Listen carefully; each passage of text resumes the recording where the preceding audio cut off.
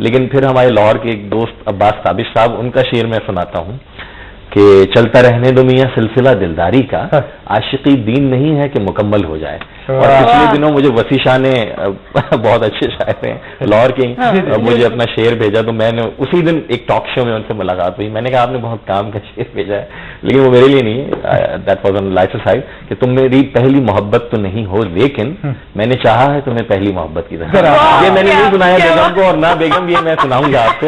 सुन लिया होगा, लेकिन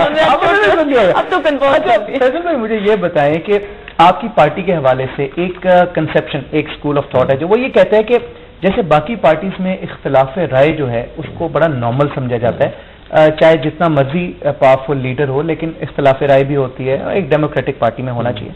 आपकी पार्टी में एक स्कूल ऑफ थॉट है जो कहता है कि ये कॉन्सेप्ट इतना ज्यादा नहीं है। आपके लीडर ने एक बात कह दी, उस पर कोई अपनी रिजर्वेशन या कोई कह सकता है कि नहीं जी मेरा पॉइंट ऑफ व्यू ये है, मेरे ख्याल में ये करना चाहिए, और एक खौफ का भी एक एलिमेंट बीच में आता है। इससे आप एग्री करते हैं? देखिए फारूक, ये this is not, I would not से इट स्कूल ऑफ थॉट, बल्कि perception building, okay, image building की गेम। हमारे यहाँ सिलसिला ऐसा है, आपने पहले कहा था इंट्रो में कि बड़ी ऑर्गेनाइज्ड पार्टी, बिल्कुल discipline. In order to have that organisation and discipline you need to follow certain rules. अब रूल्स क्या हैं? रूल्स ऑफ द गेम ये हैं कि हम बैठते हैं, बैठ के मुशावरत करते हैं। मैं फॉर्चुनेटली उन सेशंस में बैठा हूँ जहां था ओपन फ्लोर किया कि एक दिन कहा कि ये फला इशू है, नेशनल सिक्योरिटी काउंसिल का इशू था, कि इसके ऊपर क्या करना चाहिए। मुख्तलिफ लोगों ने अपनी मुख्तलिफ राय दी, आधे घंटे की तकरीर अल्ताफ भाई।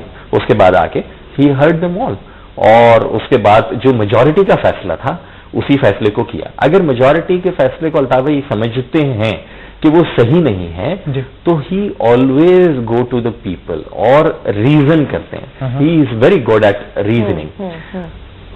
मेजॉरिटी का फैसला हो, अल्ताफ भाई जो चाह रहे थे उस वक्त वो फैसला हो, या अगर अल्ताफ भाई नहीं चाह रहे थे उस वक्त और उस लेवल का फैसला नहीं भी है, वटेवर जो भी फैसला आ गया, फिर हम ये हमारे ये डिसिप्लिन का तकाजा ये है कि फिर हम उसको फॉलो करते हैं। ठीक है, मतलब जो भी इख्तिलाफ राय है वो फ्लोर पे हम इतनी स्ट्रॉन्ग स्पीचेस और वॉइसेस एक दूसरे के सामने लॉजिक्स और रीजंस के साथ पेश करते हैं कि जो नया में ये कभी प्रेस मीडिया में इस तरह नहीं, जैसे बाकी पार्टियों के इजलास की हम सुनते हैं कि जी फैसल सालेहात ने ये कहा, तो चौधरी शुजात ने ये कहा, फलाने ने ये कहा। आपके जो ये इजलास जो आप बता रहे हैं उसमें हमने कभी ये नहीं सुना कि जी फैसल सब्जारी ने ये कहा लेकिन अल्ताफ भाई ने कहा कि इस तरह से होगा।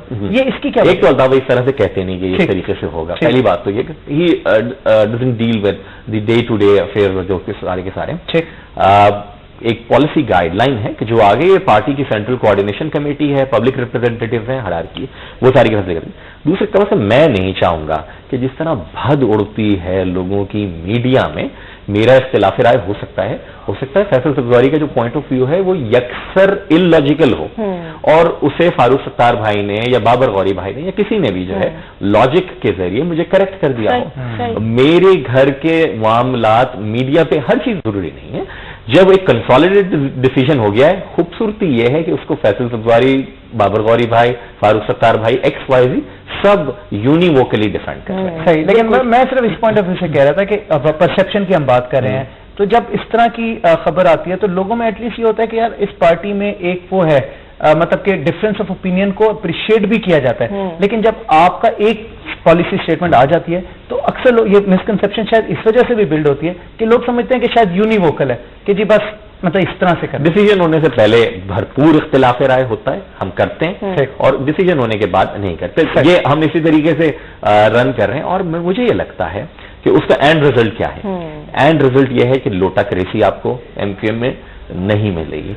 एंड रिजल्ट ये है कि MQM के लोग आपको बिकते हुए नहीं मिलेंगे। तो अगर ये एंड रिजल्ट है कि पाकिस्तान की पॉलिटिक्स में इतना एक बेहतर कल्चर आ रहा है हेल्दी, तो हर पार्टी को ऑर्गेनाइज होना चाहिए। अच्छा जी, हमने एक ब्रेक लेनी है, ब्रेक के बाद मजीद बहुत सारी बात मौजूद है, मैं और फारूक भी मौजूद है, हमने कहीं नहीं जाना, यकीन जाने सोफे के साथ ही जुड़े हुए।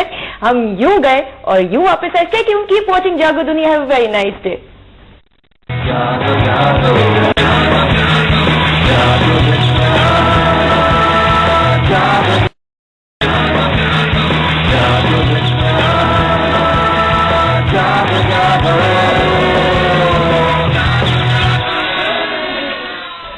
ओके जी, welcome back once again. A very good morning to you. Jaago Duniya आप देख रहे हैं, और अभी ब्रेक पे हम गए हुए थे तो मैं फैसल भाई से यही बात करी थी कि इतने सारे फारूक यंगस्टर्स हैं जिनके पास डिग्रीज मौजूद है, अनफॉर्चुनेटली दे आर अनएम्प्लॉयड, और फिर ऐसी डिग्रियों का क्या फायदा कि वो कल को अपने घर वालों की जो है वो पेट ना पाल। यूथ अफेयर्स की मिनिस्ट्री के पॉइंट ऑफ व्यू मैं उनके मिनिस्ट्री के हवाले और इसका बजट भी जरा बताए ना, ये यूथ अफेयर्स मिनिस्ट्री का बजट कितना है फैसल भाई? बजट तो 1.5 साल पहले ऐसा था कि सिफर था। अच्छा। डेवलपमेंट बजट, हाँ, जब मैं वजीर बना हूं ना दफ्तर था ना अफसर था। हाँ, कुछ भी नहीं था उसमें। और मैं अक्सर बजाय इसके कि कोई और मेरी तजहीक करे, मैं खुद कह देता था एक लेटर मोड में कि भाई खेल का वजीर अलग है और कूद का अलग है, तो मैं कूद का वजीर हूँ। क्योंकि पहले ये स्पोर्ट्स एंड यूथ अफेयर्स होता था ना, अब ये यूथ अफेयर हो गया। 1.5 बरस में, लेकिन थैंक्स टू द गवर्नमेंट कि हमने जो पिच की आइडियाज उनमें से कुछ मंजूर हुए और सिंध में हम to the tune of 468 million के डेवलपमेंट प्रोजेक्ट, डेवलपमेंट साइड में आपको बता रहा हूँ करंट, जो कि कराची में पाकिस्तान का पहला मेगा यूथ डेवलपमेंट सेंटर के संगे बुनियाद हम रख चुके हैं। वहां काम भी शुरू हो गया है साइट के ऊपर, और सिंध के 5 रीजन्स में 5 रीजनल यूथ डेवलपमेंट सेंटर, जिसमें डॉर्मेट्रीज हैं, हॉस्टल्स हैं, ऑडियो विजुअल लर्निंग सेंटर हैं, ट्रेनिंग सेंटर है, auditorium, sort of expo center for youngsters, empowerment spaces. जी जी बिल्कुल। हमने तो किया ये कि जी मुझे नहीं पता, हम उस ब्रीड में से नहीं है कि जो वजीर बन के समझते हैं कि हम अकले कुल हो गए, हमें पता ही नहीं है कुछ से। और इसमें इनकी ट्रेनिंग का आपकी मेरा ये पार्टी के हवाले से मैं अभी बात करूंगा। एक कॉलर हमारे साथ फैसल भाई, इसी बात को कंटिन्यू रखेंगे। अस्सलाम वालेकुम। अस्सलाम वालेकुम जी। वालेकुम अस्सलाम जी, कौन बोल रहे हैं? जी नवीद अस्कर हूँ, मैं फैसलाबाद से। जी नवीद साहब, सुबह का क्या कहना चाहेंगे? साहब से क्वेश्चन है कि ये जो जागीरदारों के खिलाफ जो उन्होंने एक जहाज शुरू किया हुआ है, तो ये बताएं जो सिंध का जागीरदारों निजाम है, क्योंकि मैंने कुछ 10 साल सिंध स्पेंड किए हैं हैदराबाद के, तो जो ये इन्होंने सिंध के जागीरदारा निजाम के खिलाफ आज तक क्या किया है, प्रैक्टिकली तौर पे क्या होगा, कुछ हमें तो आज कुछ नजर नहीं आ रहा। मतलब आपका मतलब है कि वहां पे अभी भी उसी तरह जागीरदार हैं, तो अगर इनकी लड़ाई उस निजाम के खिलाफ है तो उस निजाम को कराची में क्यों नहीं खत्म कर सके, अब बाकी पंजाब में आके कैसे करेंगे, ये कहना चाह रहे हैं?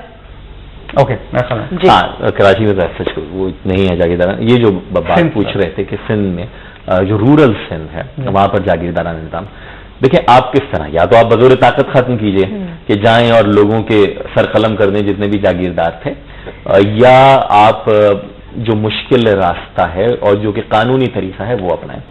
हमने वहां वो बीज बो दिया है।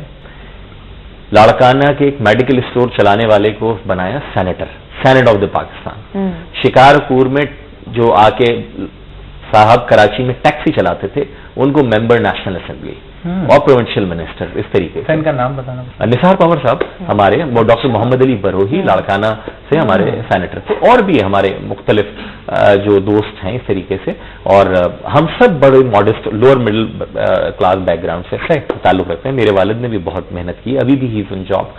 तो मैं ये बता रहा हूं कि उस क्लास को वहां रिप्रेजेंटेशन देनी शुरू कर दी है, और सिंध में कोई भी आप हल्के में चले जाएं as a whole, I am not talking about the urban center, rural areas में MQM has emerged as the second largest party, और वी आर आइंग कि इलेक्शन कोई जीते ना जीते, वहां कोई भी पार्टी जीते उसे उसी क्लास से नौजवानों को आगे लाना पड़े। जरूरी नहीं है कि जिनके परदादा भी मेंबर थे उनका पोता भी जो है मेंबर बने। 18वीं तरमीम में भी वैसे एक लॉ है। हाँ एग्जैक्टली। तो वो हमने ये वहां पर शुरू कर दिया है, और जब यही अक्सरियत आएगी तो ये सारे के सारे जो है सिस्टम खत्म करेंगे। अभी प्रॉब्लम क्या है, एमक्यूएम के 52 एमपीए हैं, पिछली दफा 42 से अब 52 है सिंध असेंबली में, वो तो उस क्लास से ताल्लुक नहीं रखते, लेकिन जो बाकी 168 में से लोग हैं तो उनमें से अक्सरियत जो है वो जमींदारी करती है, कोई फ्यूडल्स हैं, कोई जागीरदाराना मेंटेलिटी रखने वाले भी होंगे, तो ये प्रॉब्लम है। अच्छा फैजल भाई, आपने बात की और पार्टी डिसिप्लिन की मैं बात कर रहा था, आपकी पार्टी के हवाले से स्पेसिफिकली बात करना चाहूंगा। मैंने सुना है कि अल्ताफ भाई जब यहाँ पे मौजूद थे, जब पार्टी उन्होंने एस्टेब्लिश की, एपीएमएसओ के बीच थे, तो खुद मोटर बाइक पे जाके वो कन्वेंसिंग भी करते थे, पार्टी के फ्लैग्स लगाते थे, पोस्टर्स लगाते थे। इसी तरह आपके जितने मेंबरान हैं, और माशाल्लाह मोस्टली यंगस्टर्स हैं, मतलब आप हैं, मुस्तफा कमाल साहब हैं, रजा हारून हैं, और बहुत से हैं, अब वो भी मैंने देखा कि नॉर्मल वो काम जो आमतौर पे हम लोग नहीं सोच सकते, मतलब आप 90 पे कोई ऑपरेटर की ड्यूटी कर रहा है, कोई चाय बना के लेके आ रहा है, मतलब मिनिस्टर है, एमएनए है, एमपीए, उससे कोई फर्क नहीं पड़ता। तो क्या ये आपकी अगेन मैं वही बात करूंगा कि ये क्या पार्टी में शुरू से आपको ग्रूमिंग यही दी जाती है कि you have to remain at the basic level to be in touch with the people? Altaf भाई के पास तो मोटरसाइकिल भी नहीं थी ना, होंडा 50, वो मोटरसाइकिल भी नहीं थी, वो भी चंदा करके जो है दोस्त। अल्ताफ भाई ने ट्यूशन पढ़ाई बहुत ज्यादा, और उससे और फिर वो एक मोटरसाइकिल खरीदी अल्ताफ भाई ने, इसलिए खरीदी अपने पैसों से कि ताकि तंजीम के काम को आगे फैलाएं। बेसिकली फारूक, वजह क्या है, मेरी वाइफ ने जिस तरह कहा ना कि मैं अपने घर में तो उठ के पानी भी नहीं पिलाता, लेकिन जो लोग जिन्होंने 90 पे देखा है तो हम तो उठ के लोगों को सर्व करते हैं, उनके लिए चाय भी बनाई, सारी की सारी देखा है लोगों ने। This is the training of the party. Party की ट्रेनिंग ये है कि अगर मेरी ईगो मेरे अंदर रहेगी तो मैं फिर किसी भी मैले कपड़ों वाले, पसीने के हाथों वाले के साथ बैठ कैसे सकता हूं जमीन पर? इसकी बात ही नहीं सुन सकता, बात ही नहीं सुन सकता, समझना तो दरकिनार।